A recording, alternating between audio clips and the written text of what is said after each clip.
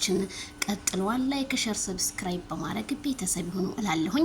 እንግዲህ አሚሩ የሄርሜላ መከታ ዛሬ መጥቷል ማለት ነው። አሚሩኛ ባንተ እንኮራለን። ስለዚህ ነገሮችን ሁሉ እንደሚያስተካክልና አቶ ኤፍሬም ተብየው በሩታና ሄርሜላ አንድ ጋር መሆን የለባቸውም።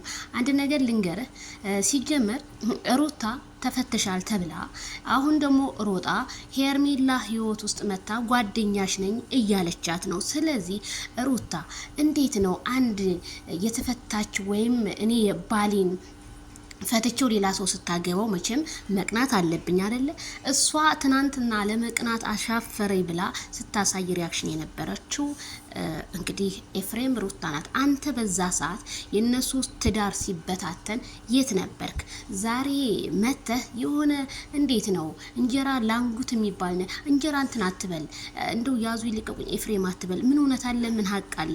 ሄርሜላ ሲጀመር የሆነ ችግር አለባት። ሄርሜላ ችግር የለባትም። ችግራችሁን ለመፍታት ያቃታችሁ እናንተ ናችሁ። ሄርሜላ እንደ ማንኛውም ሰው ማይክል ጃክሰን እናደንቃለች፣ ግን ብታደንቅም አብርሃምን ተከትላ ነው፣ የአብርሃምን ጥፋት አይታ ነው ሩታ ለምትለው እሱን የሚያገባን ታሪክ የለም። ሁለቱ እንደ ማንኛውም ባልና ሚስት ተጣሉ፣ ተለያዩ። ፍታኛ አለችው፣ ፈታት። ግን አንተ የተፈታ ሰው እንዴት ነው ተመልሶ እንደዛ ተመነጫጭቆ ተሰዳድቦ እንዴት ነው ተመልሶ ወደ አንድ የሚሆነው? በፍጹም ሊሆን አይችልም።